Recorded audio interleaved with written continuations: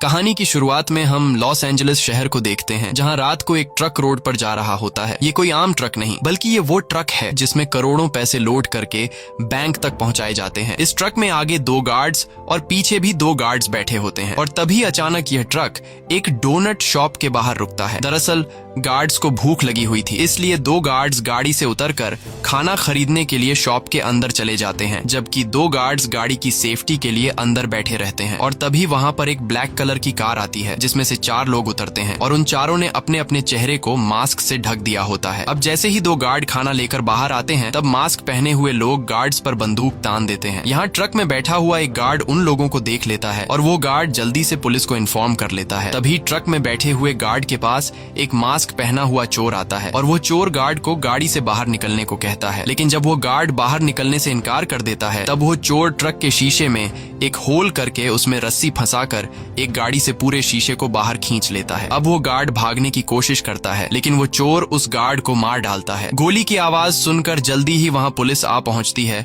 अब यहाँ चोर और पुलिस के बीच फायरिंग शुरू हो जाती है। काफी देर तक गोलीबारी होने के बाद ये लोग सभी पुलिस वालों को मार डालते हैं। और यहाँ इनकी शूटिंग स्किल्स को देखते हुए हमें पता चलता है कि यह कोई आम चोर नहीं, बल्कि यह सभी पहले यूएस मिलिट्री से रिटायर हो चुके हैं। अब यहाँ इन चोरों का एक दूसरा साथी इन्हें कॉल करके बताता है कि जल्दी से यहाँ से निकल जाओ, क्योंकि यहाँ और भी पुलिस आ रही है। यह खबर सुनते ही यह लोग जल्दी से ट्रक को चुराकर वहाँ से निकल जाते हैं।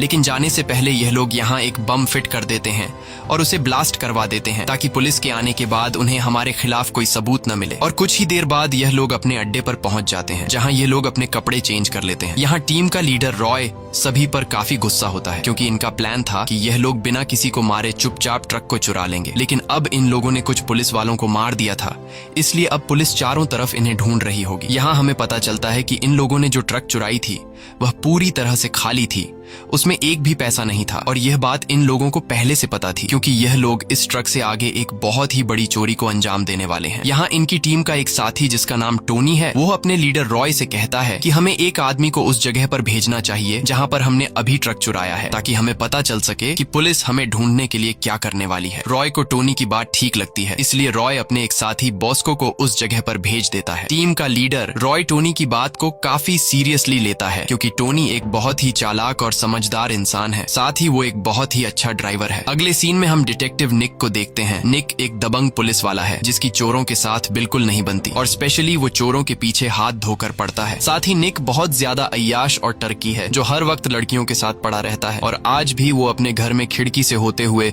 चुपके से घुसता है। घर के अंदर आते ही वो फ्रिज खोलकर कुछ खाने लगता है। तभी वहाँ पर उसकी वाइफ आ जाती है। यहाँ हमें पता चलता है कि इन दोनों की आपस में ज्यादा बनती नहीं है। लेकिन तभी निक कुछ ऐसा कर देता है जिससे उसकी वाइफ बहुत ज्यादा भड़क जाती है। निक मैसेज अपनी गर्लफ्रेंड को भेजने के बजाय गलती से अपनी वाइफ को भेज देता है, जिसे पढ़कर उसकी वाइफ काफी गुस्सा हो जाती है और अपने बच्चों को लेकर उसे छोड़कर चली जाती है। निक अपनी वाइफ को रोकने की काफी कोशिश करता है, लेकिन वो निक की कोई बात नहीं सुनती। अब परेशान होकर निक अपने घर के सोफे पर आकर बैठ जाता है और तभी उसे कॉल आता है, जिसमें उसे रात को होने वाले चोरी के बारे में उसे बताया जाता है। के बाद निक सीधा उस जगह पर पहुंचता है जहां पर रात को चोरों ने कुछ ऑफिसर्स को मार दिया था, और साथ में वो चोर एक ट्रक भी चुरा कर ले गए। यहाँ निक हर एक चीज को काफी बारीकी से नोट करता है। निक पूछता है कि उस ट्रक के अंदर क्या था, तब वहाँ एक ऑफिसर बताता है कि वो ट्रक पूरी तरह से खाली था। ये सुनकर निक सोच में पड़ जाता है कि आखिर एक खाली ट्रक के लिए कोई इतना खून खराबा क्यों करेगा। लेकिन अब धीरे धीरे निक को समझ आने लगता है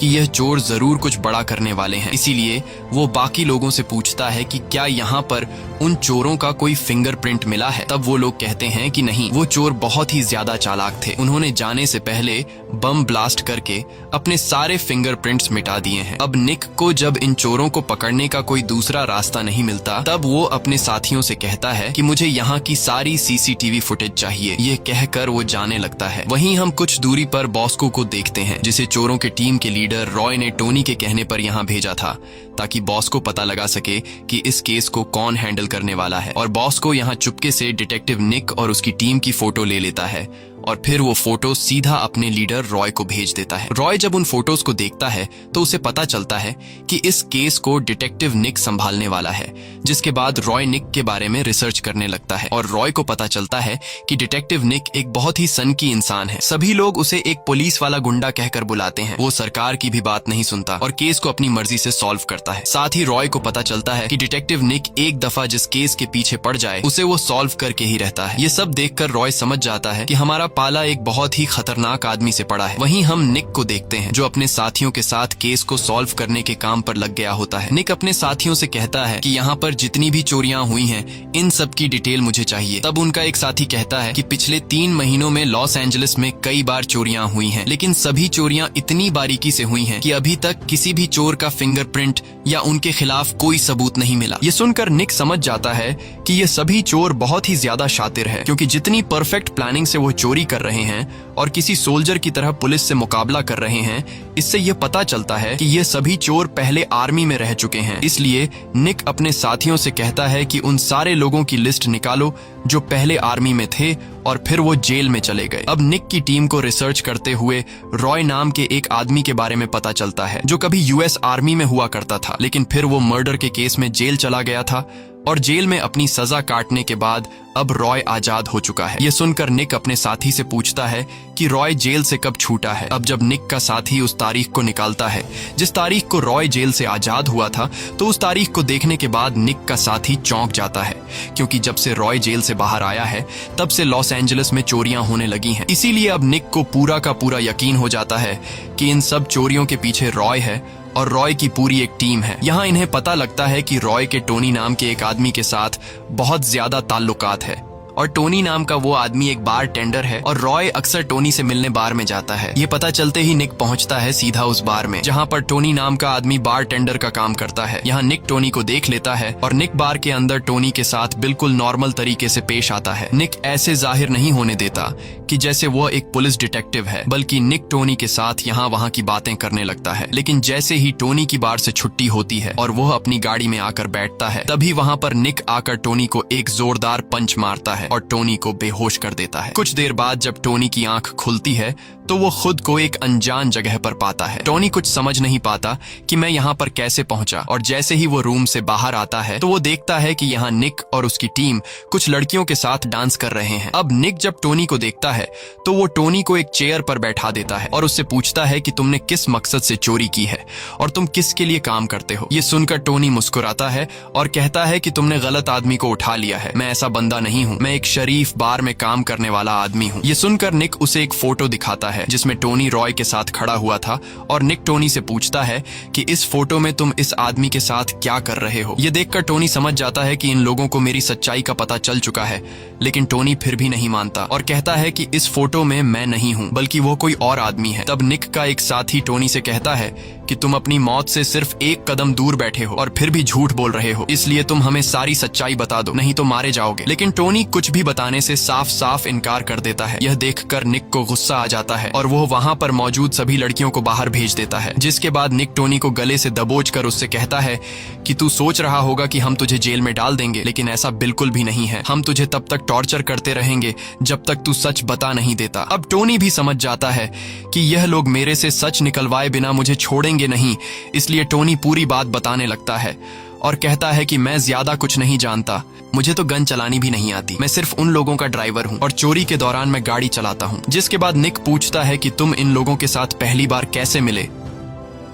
तब टोनी बताता है कि मैं जिस बार में काम करता हूँ वहाँ पर जितने भी लोग आते हैं उन सबको पता है कि मैं एक बहुत ही अच्छा ड्राइवर हूँ, इसीलिए एक दिन मेरे साथ बार में काम करने वाले एक आदमी ने मुझे बॉस्को से मिलवाया और बॉस्को मुझे लेकर के गया रॉय के पास। बॉस्को ने रॉय को मेरे बारे में बताते हुए कहा कि ये एक बहुत ही अच्छा ड्राइवर है। शुरू में रॉय को मेरी ड्राइविंग पर कुछ खास भरोसा नहीं था, लेकिन जब रॉय मेरे साथ टेस्टिंग के लिए कार में बैठा और उसने मेरी ड्राइविंग देखी तो वो मेरे ड्राइविंग स्किल से काफी इम्प्रेस हुआ और मुझे अपनी टीम में शामिल कर दिया। जिसके बाद मैंने उनके साथ पहली बार एक बैंक को लूटा। बैंक लूटने के बाद मुझे मेरे हिस्से के पैसे मिले और तब से ही ऐसा चल रहा है। मैं उनके साथ बैंक लूटता हूँ और मुझे मेरे हिस्से के पैसे मिल जाते हैं। इसके अलावा मैं और कुछ भी नहीं जानता, क्योंकि मैं गाड़ी लेकर बैंक के बाहर खड़ा होता हूँ और मैं गाड़ी चला करके उन्हें वापस लाता हूँ। तब निक पूछता है कि वो अगली चोरी कहाँ पे करने वाले हैं, जिस पर टोनी कहता है कि मुझे कुछ भी नहीं पता, क्योंकि मैं सिर्फ उनका एक ड्राइवर हूँ। वो लोग मुझे कुछ भी नहीं बताते। जिस दिन वो लोग चोरी करने वाले होते हैं उससे एक दिन पहले वो मुझे बताते हैं कि हम चोरी कहाँ करने वाले हैं, और चोरी करने के बाद वो लोग मुझे मेरे हिस्से का पैसा देकर मुझे भगा देते हैं। ये सब सुनने के बाद निक टोनी से कहता है कि तुम जा सकते हो, लेकिन आज से तुम्हें हमारे लिए काम करना होगा, और जो कुछ भी तुम्हें उनसे पता चलेगा तुम्हें हर एक बात हमें बतानी होगी। इसलिए मैं तुम्हें जेल में डालने के बजाय आजाद कर रहा हूँ। जिसके बाद टोनी वहाँ से जाने लगता है। अब निक के पास उन चोरों की पूरी डिटेल आ चुकी थी, लेकिन निक के लिए सबसे बड़ी मुसीबत ये है कि उसके पास कोई भी सबूत नहीं है उन्हें पकड़ने के लिए। इसलिए अब ये लोग इंतजार करते हैं कि कब वो लोग अगली चोरी करेंगे और ये लोग रंगे हाथों उन्हें पकड़ लेंगे। अगले सीन में हम रॉय को देखते हैं, जो अपनी पूरी टीम को गाड़ी में बिठाकर लॉस एंजलिस के सबसे बड़े बैंक के बाहर ले आता है। जिसके बाद रॉय अपनी पूरी टीम को इस बैंक के पास वाले बिल्डिंग में लेकर जाता है और कहता है कि यह बैंक लॉस एंजलिस का सबसे बड़ा फेडरल बैंक है, जिसे आज तक कोई भी नहीं लूट पाया, लेकिन हमारा अगला टारगेट यही बैंक है। रॉय कहता है कि ऐसा बिल्कुल नहीं है कि आज तक इस बैंक को किसी ने लूटने की कोशिश नहीं की, बल्कि इस बैंक को 57 बार लूटने की कोशिश की गई है, मगर हर बार चोरों ने अपनी जान गंवाई है, क्योंकि यहाँ की सिक्योरिटी बहुत ही ज्यादा स्ट्रिक्ट है। अगर कोई आदमी बाहर से इस बैंक को 2 मिनट से ज्यादा घूरने लगे तो गार्ड आकर उस आदमी को पकड़ लेते हैं। इसीलिए हमारा यहाँ से चोरी करना मुश्किल तो है, लेकिन नामुमकिन नहीं। इसके बाद रॉय अड्डे पर आकर अपने साथियों को प्लानिंग समझाने लगता है और बताता है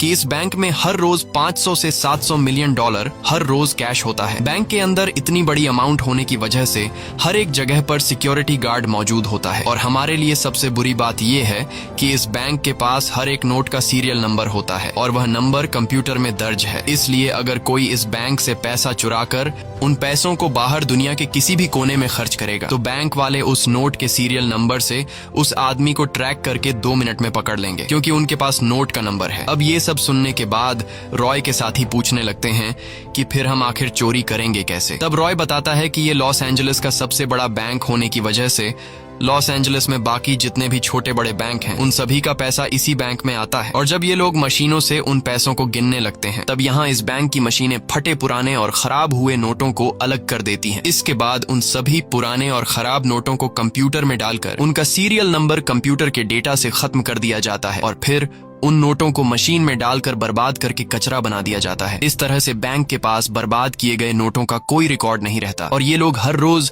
500 से 700 मिलियन में से 30 मिलियन डॉलर कचरा कर देते हैं, और हमें उन पुराने खराब हुए 30 मिलियन डॉलर के नोटों को कचरा होने से पहले चुराना है। इस तरह से हम अगर उन नोटों को दुनिया के किसी भी कोने में इस्तेमाल करें तो बैंक वाले हमें नहीं पकड़ सकते, क्योंकि उनके पास उन पुराने नोटों का सीरियल नंबर नहीं होगा। तब इन बातों को सुनने के बाद सारे लोग सोच में पड़ जाते हैं और कहते हैं कि आखिर हम अंदर कैसे जाएंगे। तब रॉय अपने आगे की प्लानिंग समझाते हुए कहता है कि हमने बैंक का जो ट्रक चुराया है उसी से हम गार्ड्स के कपड़े पहनकर बैंक के पिछले वाले रास्ते से अंदर जाएंगे, क्योंकि पीछे वाले रास्ते पर ज्यादा सिक्योरिटी नहीं होती, वो लोग सिर्फ ड्राइवर को देखते हैं। लेकिन इस मिशन को अंजाम देने से पहले हमें एक आदमी को बैंक के अंदर भेजना होगा, ताकि अंदर वह बैंक का अच्छी तरह से जायजा ले सके। और अगले ही दिन टोनी उस बैंक के पास वाले रेस्टोरेंट में कुरियर बॉय की जॉब पर लग जाता है। अब जैसे ही बैंक के अंदर से एक लेडी खाना पार्सल ऑर्डर करती है, तब टोनी एक लेडी का खाना उठाने के बजाय 2 पार्सल उठाकर बैंक के अंदर चला जाता है। अंदर आते ही टोनी को अच्छी तरह से चेक किया जाता है और फिर काउंटर पर टोनी को एंट्री कार्ड दिया जाता है, जिससे वह अब किसी भी टाइम बैंक के अंदर जा सकता था। इसके बाद टोनी उस लेडी को खाना दे देता है। लेडी को खाना पहुंचाने के बाद टोनी बाथरूम में जाकर उस दूसरे पार्सल को बाथरूम के सीलिंग के ऊपर छुपा देता है। लेकिन वह जैसे ही बैंक से बाहर निकलता है, निक के टीम वाले उसे देख लेते हैं, क्योंकि निक के टीम ने पहले से टोनी पर नजर रखी हुई होती है। अब यहाँ निक के साथी जब निक को इस बात की खबर देते हैं कि टोनी लॉस एंजलिस के सबसे बड़े फेडरल बैंक के अंदर गया था, तो ये खबर सुनकर निक परेशान हो जाता है और कहता है कि उनकी इतनी औकात नहीं है कि वो लॉस एंजलिस के फेडरल बैंक को लूटे, क्योंकि उस बैंक को लूटना इम्पॉसिबल है और वो लोग इतने भी बेवकूफ नहीं हो सकते कि फेडरल बैंक को लूटने की कोशिश करें। लेकिन निक को अब भी डर रहता है, क्योंकि वह ये बात जानता था कि वो लोग मुझसे भी बड़े पागल हैं और वो लोग कुछ भी कर सकते हैं। इसी दिन रात को रॉय और उसके साथी रेस्टोरेंट में अपने फैमिली के साथ खाना खा रहे थे। तभी वहाँ पर डिटेक्टिव निक आ जाता है। यहाँ टोनी भी निक को देख लेता है और टोनी निक को देखकर घबरा जाता है, क्योंकि टोनी को डर था कि कहीं निक रॉय के सामने ये न कह दे कि तुम मेरे साथ मिले हुए हो, और होता भी ऐसा ही है। निक सीधा टोनी के पास आता है और उससे कहता है कि मैं तुम्हें जानता हूँ, हम लोग कुछ दिन पहले जिम में मिले थे, तुम यहाँ पर क्या कर रहे हो। ये देखकर टोनी के टीम के सभी लोग टोनी को शक की निगाहों से देखने लगते हैं। दरअसल निक ऐसा इसलिए करता है क्योंकि वह इन सभी को आपस में लड़वाना चाहता था और ऐसा करने में वह कामयाब हो जाता है। अब खाना खाने के बाद रॉय टोनी को अपने अड्डे पर ले जाता है। रॉय टोनी पर काफी गुस्सा होता है और अपने साथियों से उसकी चेकिंग लेने को कहता है कि कहीं टोनी पुलिस वाला तो नहीं। इसके बाद रॉय उस पर बंदूक तान कर कहता है कि तुम उस पुलिस वाले को कैसे जानते हो और तुमने पुलिस को हमारे बारे में क्या बताया है। तब टोनी यहाँ सब कुछ बताने लगता है और कहता है कि उन लोगों ने मुझे पकड़ लिया था और मेरे पकड़े जाने से पहले वो तुम सब लोगों के बारे में जानता है। उसने बहुत कोशिश की मुझसे सच्चाई निकलवाने की, लेकिन मैंने उन्हें पूरी सच्चाई नहीं बताई, बल्कि मैंने खुद को तुम्हारा ड्राइवर बताकर उनसे खुद को आजाद कर लिया और उन लोगों को हमारी चोरी के प्लानिंग के बारे में कुछ भी नहीं पता। अब इन बातों को सुनने के बाद रॉय टोनी से कहता है कि जाओ और उन लोगों से जाके कह दो कि हम फ्राइडे को चोरी करने वाले हैं और किसी भी कीमत पर हमारा फैसला नहीं बदलेगा। ये सुनकर टोनी कहता है कि ऐसा करना बेवकूफी होगी और हम लोग पकड़े जा सकते हैं, लेकिन रॉय कहता है कि तुम मुझ पे भरोसा रखो और जो मैंने तुमसे कहा है जाकर निक से कह दो। अब टोनी ना चाहते हुए निक की तरफ निकल पड़ता है और कुछ ही देर बाद निक के पास पहुंच जाता है। तब निक टोनी से उनके आगे की प्लानिंग के बारे में पूछने लगता है, लेकिन यहाँ टोनी पहले निक पर गुस्सा करता है और कहता है कि तुमने मुझे मरवा ही दिया था। उन सबको मुझ पे शक हो गया था, इसलिए वो मुझे मारने वाले थे, लेकिन मैंने उन्हें चकमा देकर खुद को छुड़ा लिया। यहाँ टोनी निक से कहता है कि तुम्हारा पाला बहुत ही गलत लोगों से पड़ा है, वो लोग तुमसे भी ज्यादा डीठ है और वो आने वाले फ्राइडे को चोरी करने वाले हैं और उनका कहना है कि हमें कोई भी नहीं रोक सकता। तब निक कहता है कि वो लोग कौन सी जगह पर चोरी करने वाले हैं, जिस पर टोनी कहता है कि मुझे पता नहीं है क्योंकि वो लोग मुझे कभी भी अपनी प्लानिंग के बारे में नहीं बताते, इसीलिए आने वाले फ्राइडे से एक दिन पहले ही मुझे पता चलेगा, तब मैं तुम्हें बता दूंगा। ये सुनकर निक कहता है कि कोई बात नहीं, मैं पता लगा लूंगा कि वो लोग फ्राइडे को कहां पर चोरी करने वाले हैं। इसके बाद टोनी वहां से चला जाता है और निक अपने काम पर लग जाता है। निक ये जानना चाहता था कि वो लोग अगली चोरी कहां पर करने वाले हैं और निक को पता चलता है कि रॉय एक कोठे पर चलने वाली वेश्या के साथ रिलेशन में है। ये पता चलते ही निक सीधा उस क्लब में आता है जहां उसके पास एक लड़की आकर नाचने लगती है, जिसके बाद निक उस लड़की को एक रूम में ले जाता है। निक उस लड़की का फायदा उठाना चाहता है क्योंकि वो जानता था कि इस लड़की का रॉय के साथ रिलेशन है, इसलिए निक उस लड़की के करीब जाने लगता है और वह लड़की उसे बता देती है कि ये लोग अगली चोरी पीको रिवेरा बैंक में करने वाले हैं। ये सुनकर निक काफी खुश हो जाता है क्योंकि अब निक को उन चोरों के अगले टारगेट का पता चल चुका था। लेकिन जैसे ही निक रूम से बाहर निकलता है तभी वहां पर रॉय आ जाता है और ये दोनों एक दूसरे को नजरअंदाज करते हुए अपने अपने रास्ते पर निकल पड़ते हैं। यहाँ हमें पता चलता है कि रॉय ने ये सब कुछ जानबूझकर अपनी रखैल से निक को बताने को कहा था। उसने अपनी गर्लफ्रेंड को कहा था कि वह निक के पास जाए और उसे बैंक का नाम बताए। अब फाइनली वह दिन आ जाता है जिस दिन ये लोग चोरी करने वाले होते हैं, जिसके बाद ये सभी लोग तैयारी करने लगते हैं और दूसरी तरफ निक और उसकी टीम भी तैयार हो जाती है। यहाँ पुलिस और चोर दोनों परेशान होते हैं क्योंकि इन दोनों ग्रुप्स को पता था कि आज कुछ भी हो सकता है और कुछ ही देर बाद चोरों की टीम पीको रिवेरा बैंक में घुस जाते हैं और देखते ही देखते सारे लोगों को बंदी बना लेते हैं। अब बैंक का पूरा कंट्रोल हाथ में लेने के बाद रॉय बैंक के मैनेजर को उठाता है और उससे पुलिस वालों को कॉल करने के लिए कहता है। जब मैनेजर पुलिस को कॉल मिला लेता है तब रॉय मैनेजर को अपनी शर्तें बताने लगता है कि हमें $10 मिलियन और एक हेलीकॉप्टर चाहिए और बाहर हमें एक भी पुलिस वाला नजर नहीं आना चाहिए। अगर पुलिस टाइम पर पैसे पहुंचा नहीं पाई तो हम एक एक करके यहाँ लोगों को मारते जाएंगे। वही निक अपने साथियों के साथ बैंक के बाहर खड़ा होता है और तभी वहाँ पर लोकल पुलिस की गाड़ियां आ जाती हैं। निक उनसे बहस करने लगता है कि ये हमारा केस है, हम पिछले कई दिनों से इनको पकड़ने के काम पर लगे हुए हैं, इसलिए तुम लोग यहाँ से चले जाओ। अब यहाँ रॉय चुपके से जब खिड़की से देखता है तो उससे पता चलता है कि यहाँ और भी पुलिस की कुछ गाड़ियां आ चुकी हैं। ये देखकर रॉय गुस्सा हो जाता है और वह अपने आदमी से कहता है कि एक लड़की को कमरे में ले जाकर मार दो। अब अपने लीडर की बात को मानते हुए वह आदमी ऐसा ही करता है और एक लड़की को कमरे में ले जाकर गोली मार देता है। गोली की आवाज सुनकर बाहर खड़े सभी पुलिस वाले अलर्ट हो जाते हैं। तब बाहर से फौरन बैंक के मैनेजर के पास पुलिस का कॉल आता है। तब बैंक का मैनेजर पुलिस से कहता है कि जल्द से जल्द इन लोगों के लिए एक हेलीकॉप्टर और $10 मिलियन का इंतजाम करो क्योंकि पहले ही टाइम पर पैसा न पहुंचने की वजह से ये लोग एक लड़की को मार चुके हैं और अब अगर तुम लोगों ने और देर की तो ये लोग हमें भी मार डालेंगे। तब पुलिस मैनेजर से कहती है कि तुम परेशान मत हो, हम जल्द ही एक हेलीकॉप्टर और पैसों का इंतजाम करने वाले हैं। तभी यहाँ हम चोरों के एक साथी को देखते हैं जिसका नाम मैक है। मैक एक हैकर है और उसने लॉस एंजलिस के सबसे बड़े फेडरल बैंक के फोन लाइन को हैक कर लिया है और मैक पीको रिवेरा बैंक में मौजूद अपने साथियों को कॉल करके बताता है कि तुम लोग जल्दी से ट्रक में पैसा लोड करो क्योंकि अब टाइम पूरा हो चुका है कि पीको रिवेरा बैंक से ट्रक में पैसा जाएगा लॉस एंजलिस के सबसे बड़े फेडरल बैंक में। जिसके बाद चोर मैनेजर को लेकर बैंक की तिजोरी के पास लेकर जाते हैं और उससे तिजोरी खुलवाते हैं। तिजोरी खुलने के बाद ये लोग तिजोरी से सारा पैसा निकालकर एक ट्रक में भर लेते हैं। अब सारा काम कंप्लीट होने के बाद ये लोग बैंक में एक बहुत ही बड़ा ब्लास्ट करते हैं। ब्लास्ट की आवाज सुनकर बाहर पुलिस को लगता है कि उन लोगों ने तिजोरी को तोड़ दिया है, लेकिन निक को कुछ गड़बड़ नजर आ रही थी और तभी निक की नजर वहां की सीवरेज लाइन पर पड़ती है, जिसे देखकर निक समझ जाता है कि ये तिजोरी नहीं बल्कि टनल के रास्ते को तोड़ने की आवाज थी। ये पता चलते ही निक बैंक के अंदर घुस जाता है। अंदर जाकर ये लोग देखते हैं कि उन चोरों ने जितने भी लोगों को बंदी बना रखा था वो सभी सही सलामत है। और जब निक उस कमरे में जाता है जिस कमरे में उन चोरों ने एक लड़की को मारा था, तो वहां जाकर निक को पता चलता है कि उन लोगों ने किसी भी लड़की को नहीं मारा है, वो लड़की बिल्कुल ठीक है और जो गोली की आवाज आई थी वो सिर्फ एक ड्रामा था। और जब ये लोग तिजोरी के पास वाले रूम में पहुंचते हैं तो वहां उन्हें एक बहुत ही बड़ा गड्ढा दिखाई देता है, जिसे देखकर ये लोग समझ जाते हैं कि वो चोर हमें बेवकूफ बनाकर सीवरेज लाइन से होकर चले गए हैं। वही हम रॉय और उसके एक साथी को देखते हैं जिन्होंने बैंक के गार्ड्स के कपड़े पहने होते हैं और ये लोग एक ट्रक को चला रहे होते हैं। ये वही ट्रक होता है जिसे हमने कहानी की शुरुआत में देखा था और अब इन्होंने इस ट्रक को पेंट करके इसका पूरा डिजाइन बदल दिया होता है ताकि ये बिल्कुल एक ओरिजिनल बैंक में पैसे ले जाने वाला ट्रक लगे। और अब उन्होंने जिस पिको रिवेरा बैंक में डाका डाला था उसकी तिजोरी से सारा का सारा पैसा लेकर उन्होंने ट्रक में भर दिया है और ये पैसा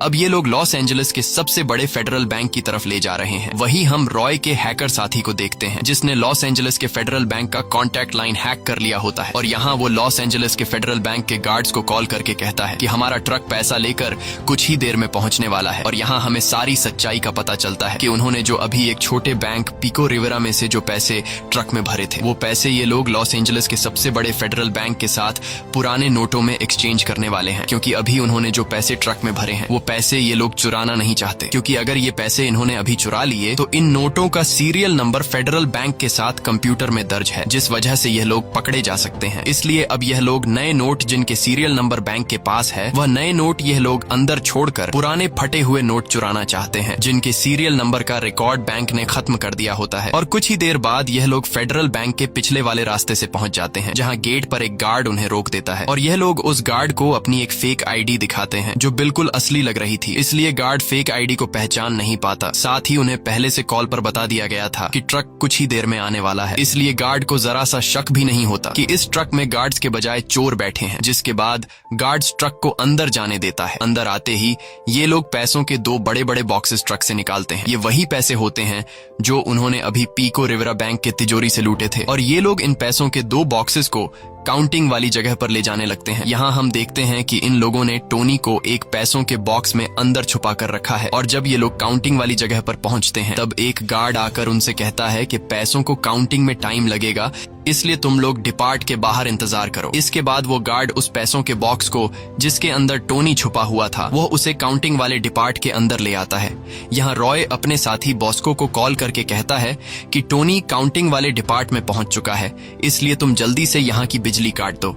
अब बॉस्को जो पहले से नीचे वाले फ्लोर में छुपके से घुस गया होता है वो वहां से पूरे बैंक की बिजली बंद कर देता है। बिजली खराब होने की वजह से बैंक के अंदर काउंटिंग का काम करने वाले सभी लोग डिपार्ट से बाहर आ जाते हैं और बिजली के ठीक होने का इंतजार करने लगते हैं। अब टोनी पूरे डिपार्ट में एक पैसों के बॉक्स के अंदर अकेला रह चुका था। इसके बाद टोनी एक स्ट्रोब लाइट ऑन कर देता है जिससे सभी कैमरे ब्लर हो जाते हैं। कैमरे ब्लर होने के बाद टोनी जल्दी से पैसों के बॉक्स से बाहर आता है और देखता है कि यहाँ पर कोई भी नहीं है। अब टोनी जल्दी से वहां पर मौजूद उन फटे पुराने पैसों को बैग में भरने लगता है जिन्हें एक बार काउंट कर लिया गया है और दोबारा गार्ड इन पैसों को काउंट नहीं करेंगे। ये वो पैसे होते हैं जिन पैसों का सीरियल नंबर कंप्यूटर के डेटा से मिटाकर उन्हें कचरा किया जाने वाला था। अब टोनी जल्दी जल्दी से कई सारे बैग्स को पैसों से भरकर वहां पर मौजूद कचरे के डब्बे में उन बैग्स को फेंकने लगता है। टोनी कचरे के डब्बे में पैसों से भरे बैग्स इसलिए फेंकता है क्योंकि कुछ देर बाद कचरे वाली गाड़ी आकर इन पैसों को कचरा समझकर बाहर फेंक देगी, तब जाकर यह लोग यहीं पैसों को उठा लेंगे। वहीं कंट्रोल रूम में गार्ड्स को शक होने लगता है कि अचानक सभी कैमरे खराब कैसे हो गए, इसलिए कुछ गार्ड्स काउंटिंग डिपार्ट की तरफ आने लगते हैं। यह देखकर रॉय टोनी को वायरलेस माइक के जरिए कहता है कि जल्दी से सभी पैसों को कचरे के बॉक्स में फेंक दो क्योंकि कुछ गार्ड्स तुम्हारी तरफ आ रहे हैं। यह सुनकर टोनी घबरा जाता है और वो और भी जल्दी से पैसों को बैग्स में भरकर कचरे के बॉक्स में फेंकने लगता है। अब ढेर सारा पैसा कचरे के बॉक्स में फेंकने के बाद टोनी समझ जाता है कि गार्ड्स यहाँ पहुंचने ही वाले होंगे, इसलिए टोनी जल्दी से वेंटिलेशन की जाली खोल देता है और जैसे ही गार्ड्स वहां पर पहुंचते हैं तब तक टोनी वेंटिलेशन के रास्ते में घुस गया होता है। अब यहाँ गार्ड्स डिपार्ट के अंदर पैसों को गिनने लगते हैं और पैसे बिल्कुल बराबर होते हैं। जितने पैसे पिको रिवेरा बैंक से आने थे वो पूरे के पूरे पैसे वहीं पर मौजूद होते हैं और गार्ड्स को बिल्कुल भी पता नहीं चलता कि यहाँ से पैसे चोरी हुए हैं, क्योंकि टोनी ने उन पैसों को चुराया होता है जो पैसे उन्होंने पहले से गिन लिए होते हैं। अब पैसे पूरे होने के बाद वो गार्ड्स रॉय से कहते हैं कि पैसे पूरे हैं, तुम लोग यहाँ से जा सकते हो। ये सुनकर रॉय और उसका साथी जाने लगते हैं और जितने भी पैसों को टोनी ने कचरे में फेंका था, अब वहां एक गार्ड आकर उस कचरे के बॉक्स को कचरे की गाड़ी में फेंकने के लिए ले जाने लगता है। वहीं बैंक के अंदर वो लेडी जिसने कुछ दिन पहले खाना ऑर्डर किया था, वो फिर से बैंक के पास वाले रेस्टोरेंट से खाना ऑर्डर करती है, लेकिन इस बार चोरों का साथी मैक कॉल उठाता है क्योंकि उसने रेस्टोरेंट का कॉन्टैक्ट लाइन हैक कर लिया होता है और मैक उस लेडी से कहता है कि तुम्हारा खाना 5 मिनट में तुम्हारे पास पहुंचने वाला है। अब यहाँ टोनी वेंटिलेशन के रास्ते से होते हुए उस जगह पर पहुंचता है जहां उसने कुछ दिन पहले वॉशरूम के सीलिंग के ऊपर एक पार्सल छुपा कर रखा था और टोनी उस रास्ते से नीचे आकर सीधा उस लेडी के पास जाता है और उन्हें उनका खाना दे देता है। इसके बाद टोनी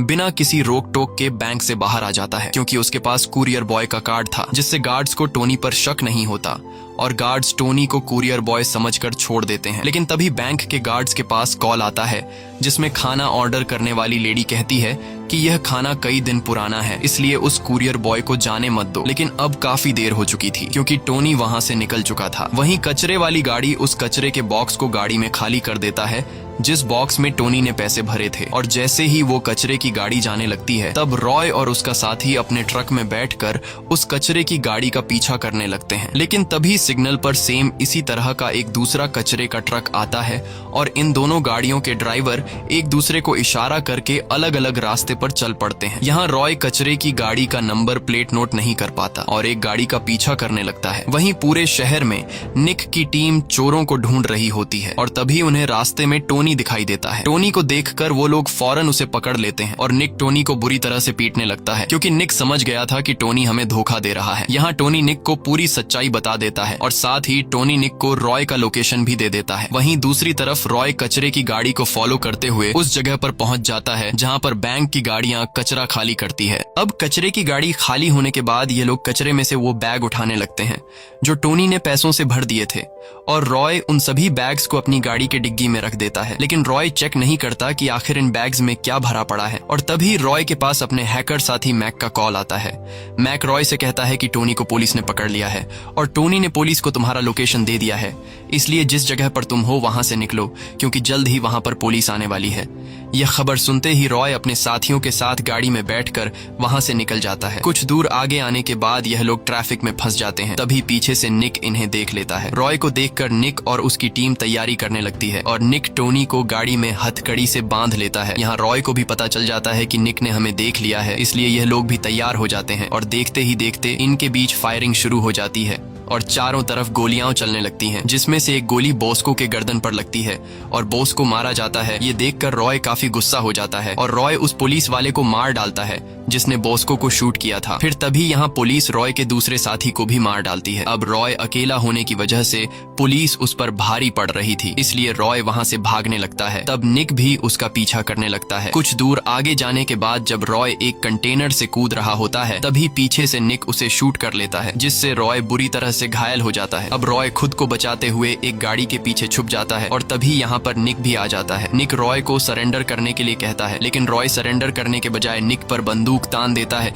तभी निक जवाबी कार्रवाई में रॉय को गोलियों से छलनी कर देता है और रॉय मारा जाता है। अब निक ने सभी चोरों को उनके अंजाम तक पहुंचा दिया था, बस अब सिर्फ टोनी रह चुका था। और निक जैसे ही वापस अपनी गाड़ी के पास आता है तो वह देखता है कि टोनी खुद को छुड़ाकर भाग चुका है। ये देखकर निक को काफी गुस्सा आता है। अब निक जब रॉय की गाड़ी के डिग्गी में बैग्स चेक करता है तब उसे पता लगता है कि इन बैग्स में पैसे नहीं हैं बल्कि कचरा भरा गया है। इसीलिए निक समझ नहीं पाता है कि वो लोग इतने बेवकूफ कैसे हो सकते थे कि उन्होंने कचरे के लिए अपनी जान दे दी।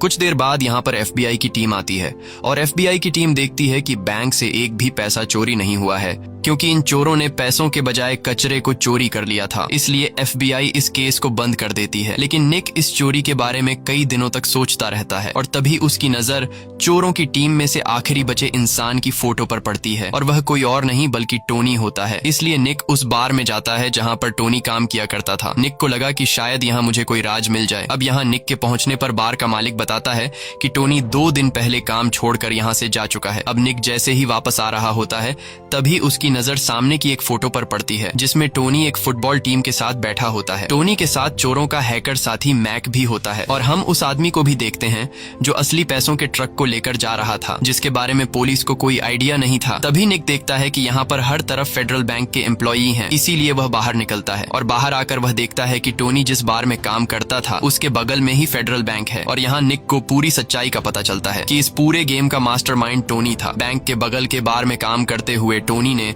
बैंक के एम्प्लॉई से नशे की हालत में हर एक जानकारी ले ली थी और उसने अपने साथ बैंक के कचरा ले जाने वाले ट्रक के ड्राइवर को भी अपने साथ शामिल कर लिया था। इस चोरी की पूरी प्लानिंग टोनी ने बनाई थी। उसने सिर्फ मुझे बेवकूफ नहीं बनाया बल्कि उसने रॉय और उसकी टीम को भी बेवकूफ बनाया और उसने एक ऐसी रकम को चोरी किया जिसका बैंक के पास कोई भी रिकॉर्ड नहीं है। और अब मुझे सब कुछ पता होने के बावजूद भी मैं उसे पकड़ नहीं सकता क्योंकि उसके खिलाफ मेरे पास कोई भी सबूत नहीं है। मूवी के आखिर में हम टोनी को लंदन के एक बार में देखते हैं और अब भी वह एक बार टेंडर का जॉब करता है और इस बार उसका बार एक डायमंड एक्सचेंज कंपनी के बगल में है। तभी यहाँ टोनी के पास जब डायमंड एक्सचेंज कंपनी का एक एम्प्लॉई आता है तो टोनी उसे फ्री में एक ड्रिंक देता है। ये देखकर हमें पता चलता है कि इस बार टोनी का अगला टारगेट डायमंड एक्सचेंज कंपनी है। इसी के साथ ये कहानी खत्म हो जाती है। अगर आपको ये वीडियो अच्छी लगी हो तो हमारे चैनल को सब्सक्राइब और वीडियो को लाइक जरूर कीजिएगा।